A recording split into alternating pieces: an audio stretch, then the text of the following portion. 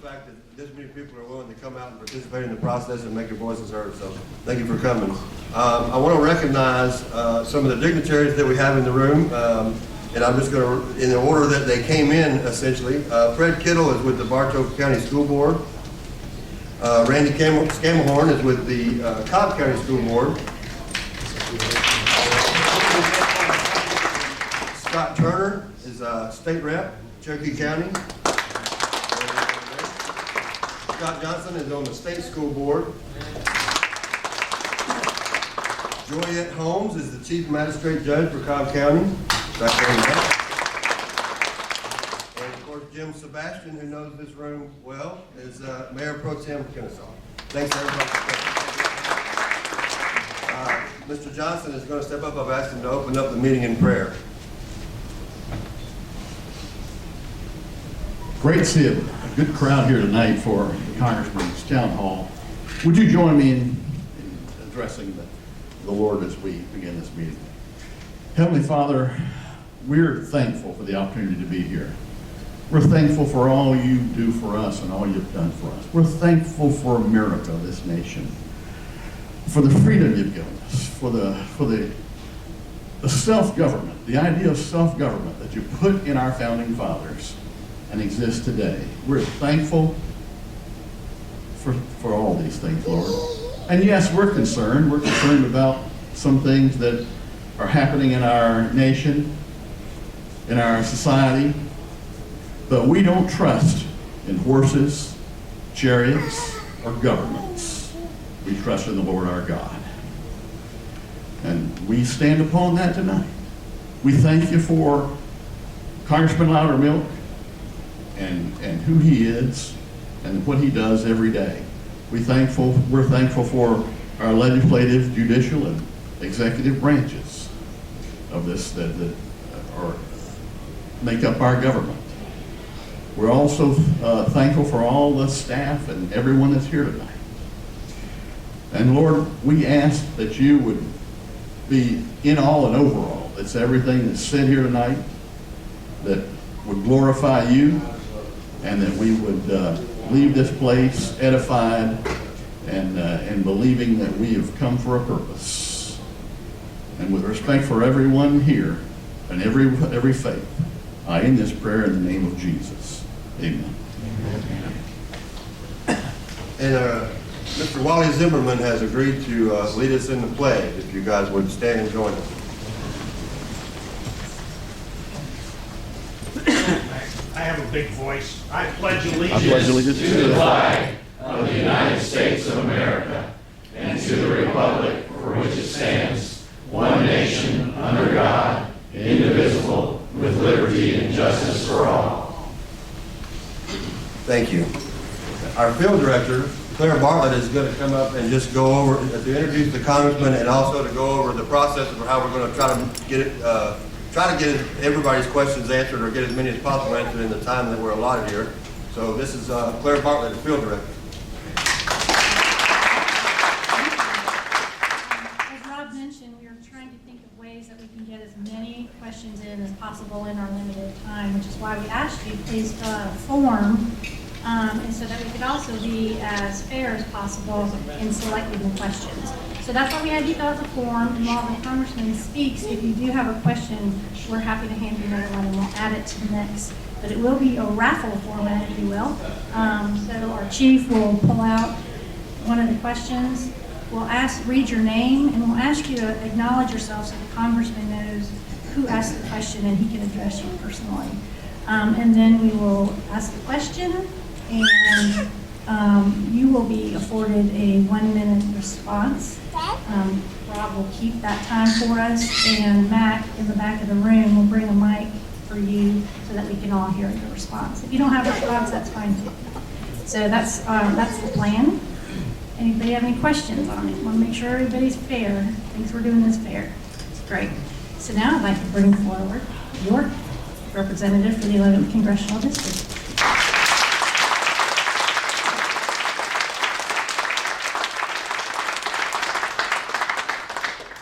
Is this on? Is it working? Oh, you can hear me. Okay. Well, first of all, I want to tell you how much I appreciate everyone coming out tonight for this event because my mind goes back when I saw the crowd that was here tonight. I went back in my mind back to 1774. Now I wasn't there, but I have read a lot about our history. Wally, I think, was there. He can verify if this story is true or not. But if it wasn't Wally, it was his great-great-great-grandfather that was there. But, you know, in 1774, we faced a lot of the same issues we're facing today. In fact, America, our colonies, were in a much, much worse situation than we're facing today, but the issues were very similar. Thomas Jefferson was a member of the House of Burgess in Virginia during that time period. And he was appointed to a committee of the House of Burgess to determine which of these issues is the most dangerous, the most threatening to the liberty, to the future of the colonists of Virginia. They met in a tavern in Williamsburg, Virginia, and they expected to meet there for several days because there were 15 predominant issues that we could go through the list and you would identify each one of them as being a predominant issue today. But if you keep in mind, they also had British troops already on the ground in Massachusetts that were taking people's homes. But they met just for a couple hours and they came out with the results of their meeting, which was, they said, the most dangerous thing that is facing the future of America is a lethargic people. That the people weren't engaged anymore. Now, their response was they knew that they had an issue with the culture. In fact, they said that they had gone an entire generation without once having a call to prayer for the freedom and the security of their country, in which you had an entire generation of young people that had been raised in this lethargic environment. So they called for a day of fasting, humiliation, and prayer across the colony of Virginia. Now, the church was that element that had the ability to influence culture. That's why they went to the church. But in his autobiography, Jefferson said that June the 4th, 1774, that day of fasting and prayer was like bolts of electricity surging through the colony. He said that was the beginning of the American Revolution. When I see a town hall filled up with people, it tells me our best days are ahead of us. Why? Because we're engaged, that we're involved. And so there's a lot of congressmen that no longer do town hall meetings. Some are for security concerns after Gabriel Gifford. In fact, the Capitol Police get very nervous when we actually start talking about having town halls. They encourage that we do tele-town halls and that type of thing. I think government is best when the government is closest to the people. And, you know, as we go across the room tonight, there's gonna be some things that we don't agree on. But one of the things that I've seen when we go across, regardless of party lines, or racial lines, or demographic, any of the imaginary barriers that we as a society have erected to separate us, regardless across all of those barriers, if we were to go around the room, and I talked about a vision for America, what is it you want America to look like by the year 2030? I bet we could all agree on what that vision is, what we want America to be in 15 years from now. A nation that's free, safe, and full of opportunity. I bet almost everyone in this room, if not everyone, would agree that's what we want out of this nation. But what we tend to focus on and we disagree on is the tactics of how we're going to do that. The problem is we don't have a vision of where we're going.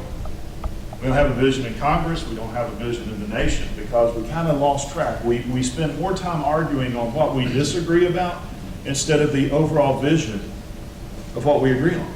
So that was the beauty of our founding fathers. If you go back and you study the founding fathers, they disagreed on a lot of things. Some very important things, like this idea that all men are created equal from birth. Well, all of them agreed on that, but some of them weren't ready to implement it. And it took some time before we actually got to that point. We're still working in that direction. But if you go across and you talk to the founding fathers, they all shared a common vision of a nation that's unlike any other nation in the world because it was the first time a government had ever been implemented to where the focus was on the individual, not a collective. You see, their focus was in giving the rights, the freedoms, the liberties to the individual. Because they believed if you empowered the individual and the government existed to protect the rights of the individual, then the collective of the nation would be strong. If you look at that they were right. You consider something that was amazing. I mean, I've studied history most of my life, intently studied history. And one of those periods of history that was the greatest for me growing up was the period of the Apollo space missions. And just what we achieved as a nation is evidence of the vision of the Founding Fathers, because today we think that NASA put man on the moon, but the reality, NASA was simply an organization, a management organization. It was a free enterprise system that put man on the moon. It was McDonnell Douglas and Lockheed and all of the contractors that worked for NASA. They're the ones, it was their engineers that conceived everything to put man on the moon. Now, we went on a tour of the Air and Space Museum. Yeah, I'm still not used to being in Washington, okay? You give me a chance, I'm slipping. I'm either giving a tour, as some found out, if you give me a chance, I'll give a tour of the Capitol when folks come up. They get a little irritated at me in the office, I think, because I'll be in the office on the rare occasion that a scheduler leaves me alone in there. We'll have a constituent come up that one of our interns is supposed to take on a tour, and I'll just take him and go with him. But whenever we get the opportunity, especially when we have family come up, we'll go visit some of the museums. And my daughter and I, my wife, went to the Air and Space Museum. And as a pilot, that's just our aviation history is incredible. But something I never really thought about is we were going through the Air and Space Museum. They took us into the room where the Wright Flyer was. It was 1903, right? See, I look at my daughter, it's like, did I get my history right? She's studied our aviation history a lot. So we go into the room where the Wright Flyer is, where Orville and Wilbur Wright, without any government contract, without any government assistance, using their own ingenuity, went out and created the first airplane. Flew it and tested it on their own. We walked out of that room and walked to the balcony where you can see down to the first floor, and on the first floor was the Apollo 11 capsule that took and returned our first astronauts to the moon. The first astronauts stepped foot on the moon. From the time of the Wright Flyer till Americans put men on the moon was 66 years. 66 years we accomplished that in that short amount of time. Why? Because of American exceptionalism, because the focus being upon the liberty and the protection of the liberties of the individual. So, with that, we find ourselves in a very similar place and time. There's a lot of people frustrated in America. There's a lot of us frustrated in Washington, D.C. as well. But frustration can be a good thing because you're tired of the status quo. And that's what we're hearing.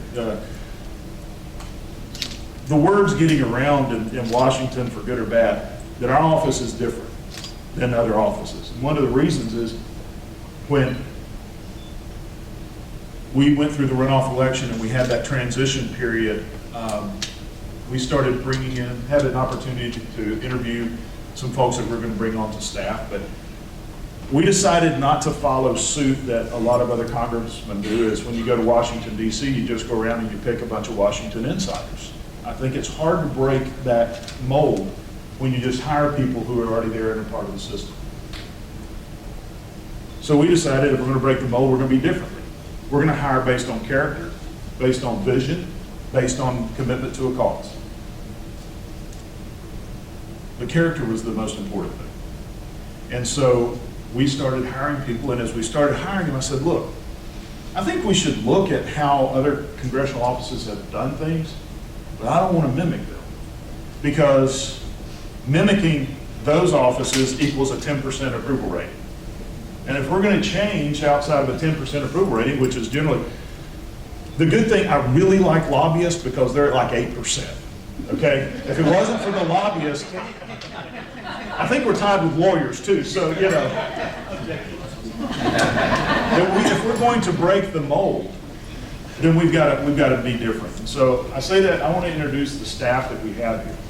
That in our district office, and we actually have one staff member from DC that came down for this event as well. And so you met Rob Ackerson, he's our chief of staff. Rob is the transient. When I'm here, he's usually here, unless there's something really cool going on in Washington, DC that he would rather stay up there for, like the 4th of July. And then Claire Bartlett is a field director, and Claire's going to be. Another thing that we did is we looked at our congressional district and the different demographics that we have. You know, we go from the southern end, which is Buckhead, all the way up into Waleska and Macedonia, up in Cherokee County, and all the way up to the northern end of the Bartow County line. You go from the financial, hey sweetheart. Hey, I'm sorry, granddaughter says hey to granddad, I gotta say hi. So you go from the financial center of the southeast to very rural areas, a different demographic, but the frustrations are the same. So Claire, we're gonna be opening an office very soon down around the Galleria area to service the southern part of the district, Cobb and Fulton counties. Our flagship office is in Woodstock, and where's Carrick? He's sitting down. Carrick Martin is our district director. He's a Cobb County resident.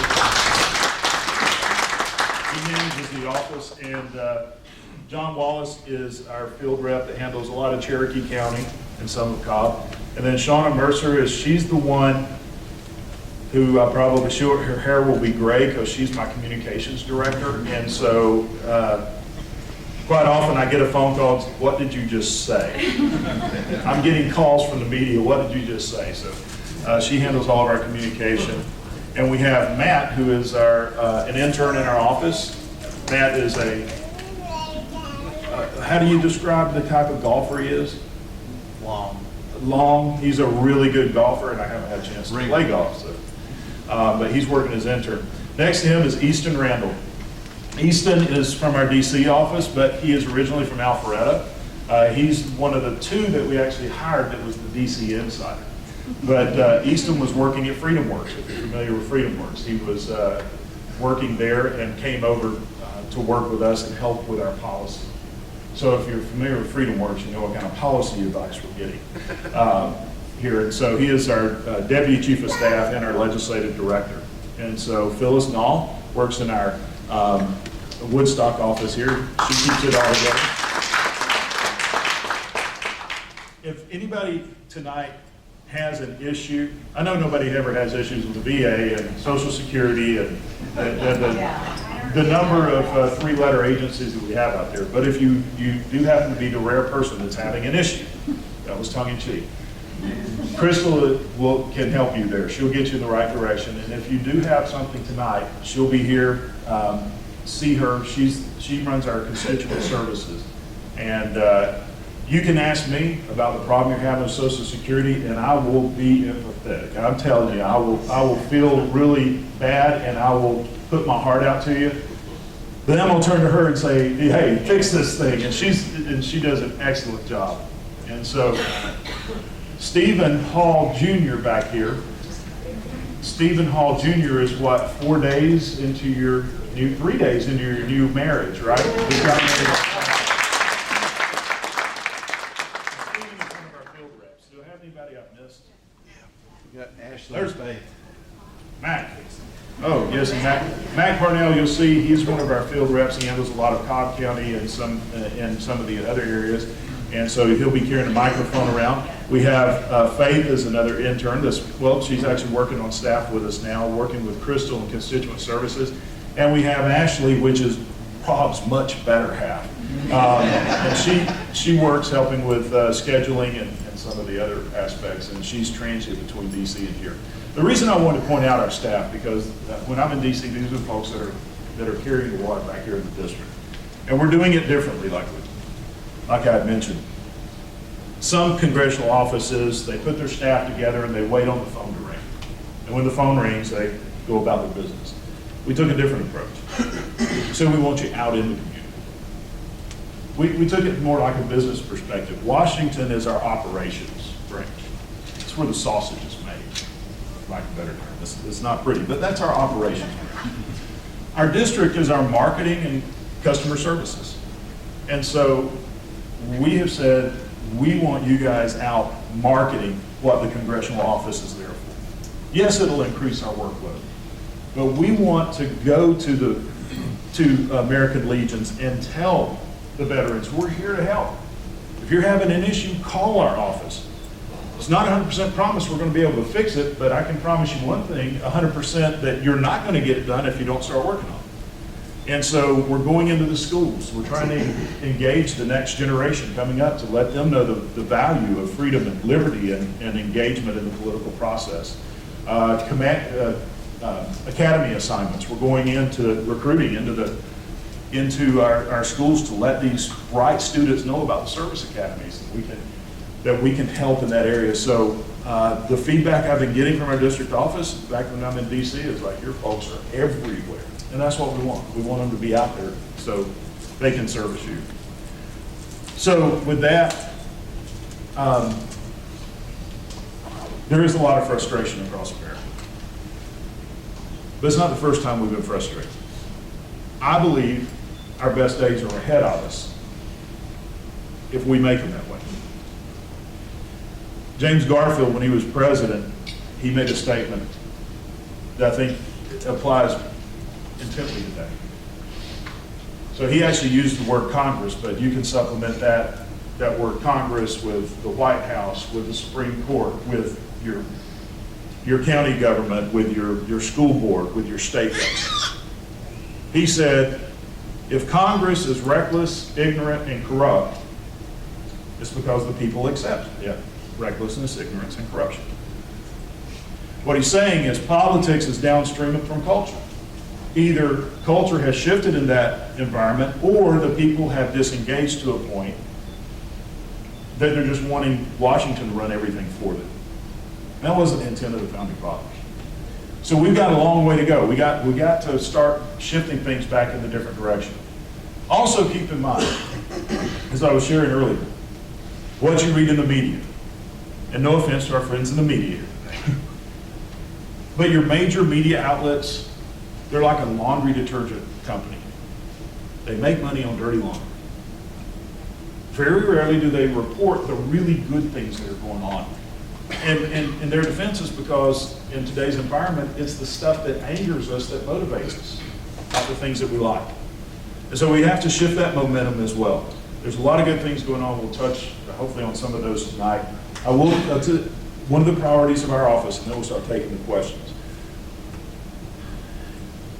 Before I went to Washington as a small business owner, working in the state, as a state legislator, and now especially being in Congress, one of the things that is destroying our nation, well, the most important, the biggest factor is an $18 trillion debt. And some of you who have been around for a while, you've heard my analogy. To give you an idea of how big an $18 trillion debt is. And I don't care what religious background you have, or denomination, or if you have religion at all. But if you know what today's date is, you know when Jesus was born, right? If you go back to the day that Jesus was born, and you put $16,000 in the bank, 60 seconds later you deposited another 16,000. 60 seconds later you did it again, and you continued that every minute since Jesus was born, you still wouldn't have $18 trillion today. That's $16,000 every minute. That's how massive this debt is. But yet we're still deficit spending because we kind of got caught in this cycle.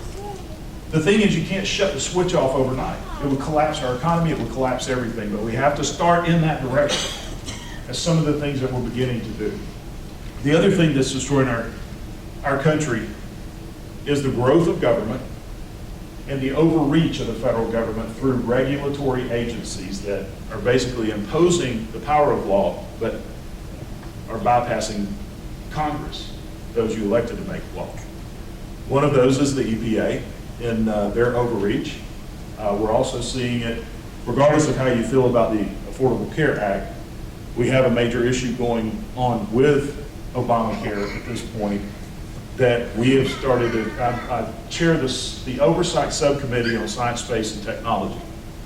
And the chairman has pretty much given me broad latitude in what we go after and investigate. And working with the committee, we have just launched an investigation. I made a speech from the well of the House last week about how we were told when healthcare.gov was going online that they would not be storing any personal identifiable information on any citizen. That was kind of true. They're not storing it on healthcare.gov, but they're shipping it off to another system and storing it there. We got tipped off to this when we had testimony that the administration was allowing Yahoo and ClickNet and other data mining companies have access to the data. So we're wondering, what data are you talking about? And so I just sent a letter off to the White House and to a couple other offices demanding that they provide us all this information on what is being stored. If they don't, then we've already had commitments to have hearings and even subpoena if we have to. Another one that we've been dealing with is the EPA. It's amazing. You wouldn't believe this. There's all of a sudden a bunch of text messages just missing from the director of the EPA, just went missing. But they did admit that she deleted those. And the suspicion is, and we actually have some documentation, that it was coordination between Gina McCarthy, the director of the EPA, and environmental groups that were coordinating to stop the Keystone Pipeline. So that evidence disappeared, and so we've already subpoenaed for those phone records through our committee. And the thing is, it's not us against them, it's holding government accountable. It's holding government accountable. If we don't hold government, I don't care who the president is, I don't care what party they are, if you don't hold government accountable, the government officials will become corrupt, because wherever you have money and power, you have corruption. It's human nature. And it's our responsibility to hold it accountable. So we're focused a lot on accountability and regulation. Just to give you an example of what the cost of regulation is, the average American family pays $15,000 a year in hidden taxes because of regulation. $15,000 a year in hidden regulatory costs. That's why Bernie Marcus recently said, the founder of Home Depot, he said he couldn't start Home Depot today. Not that he wouldn't, he couldn't because of the regulatory environment. And you contrast that when I was a senior in high school down in Riverdale, Georgia, when Riverdale was a long way from Atlanta. My dad walked in our living room one night and he said, "Oh, by the way, I just started my own construction company." Well, how'd you do that? I was kind of shocked. I mean, he just comes home, he'd been a construction superintendent for years. He started his own company. He said, "I went to the courthouse, I got a business license, I got an insurance policy, I'm in business." Well, that's America I remember. That's the America I have. That you're free to pursue whatever you want to pursue success, and you got the liberty and freedom to do that. We can get back there again. It's going to take a while to get there, but to give you another illustration of the cost, as I was speaking to Southern Poly back when they were still Southern Poly, they almost changed. I asked the classroom, how many of you believe that one day you can achieve the American dream? Out of the class of about 60, only 2 or 3 raisers. The American dream of owning your own home. So when I asked them why, they said, "We'll never be able to afford it." So I then turned around and I said, "Well, what if tomorrow we could cut the price of a new home in half? How many of you believe that you could afford a home?" And they almost all raised their hand. I said, well, the irony of this is, I just met with the Association of American Home Builders yesterday, who informed me that 60% of the price of a new home is due to government regulation. 60%. So let's say that 10% is reasonable, which I think that's still a stretch, but let's say 10% of that regulation is reasonable. We just cut the price of a home in half and the contractor is going to make more money. So these are the things that we have to not only get our mindset up on, but also bring the next generation on. That's why we're getting into the high schools and the colleges to say, look, freedom works if government is focused upon protecting the rights and the liberties of the individual and helping them that story I gave you about my dad becoming a building contractor, I remember thinking at that point, what's so great about America? I can do anything that I set my mind to do. Our generation now, the first thought is, what will government let me do? And so these are some of the challenges that we have to face, that we're putting a lot of our efforts in. I know I'm not covered everything, probably went over, but I'm pretty passionate about, because that little girl back there in the back, my granddaughter, 1-year-old, she deserves better than what we're passing on to her. And that's the only reason I'm doing this.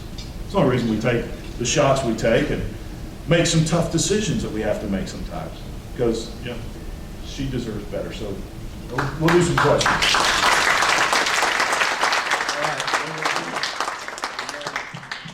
Here, and we'll draw these out. And if you would, I will. Okay, Brian Patterson. This question comes from Brian. Yes, sir. It says we have seen decent success from security measures over the past decades from terrorist threats, but our cybersecurity worries me. How do we combat and answer the hacking threats from other nations? That's an excellent question. I was in the IT business for 20 years, so I got recruited into the cybersecurity bill that we just passed. Here's the problem. Our tendency is to just run to government and say, government, what are you going to do to stop all these cyber attacks on businesses and all this? The problem is government runs slow. It's the way the founders set it up. But we have we have geniuses that are working within the Department of Defense, the Department of Homeland Security, and the Cybersecurity Center. But we also have a lot of great minds working in industry, such as Georgia Power in their cybersecurity realm. We have a lot in our universities. So the idea was, how do we use both of these simultaneously in a partnership? So the groundwork had been set a while back, and under this cybersecurity bill, it's not a fix-all, but it's the beginning of, I think, what will help us to deter this, or some of this.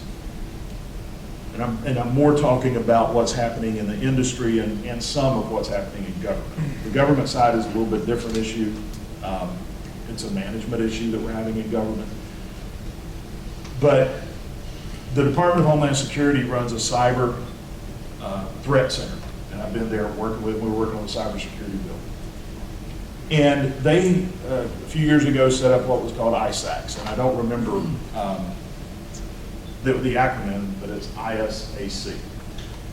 And these are centers that are regional and based on industry. For instance, we'll use Georgia Power. Georgia Power is a huge target for cyber terrorism. So they have their own security practices. Alabama Power has theirs. Edison in New York has theirs.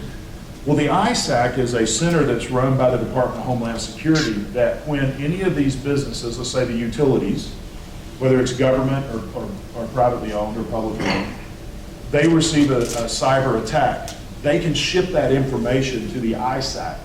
And then that information is looked at by both the industry and the government professionals to find out where the attack came from, what type is it, and then through the ISACs to alert the other type of industries of that attack. So we have ISACs for retail, we have ISACs for utilities, we have an ISAC for local government, which the state of Georgia participates in. So it's an information sharing. The problem that we were having is we weren't getting a lot of buy-in from a lot of businesses because they don't trust government, you know? So they brought to the table what looked to be a very good plan, but when I looked at it, I said, look,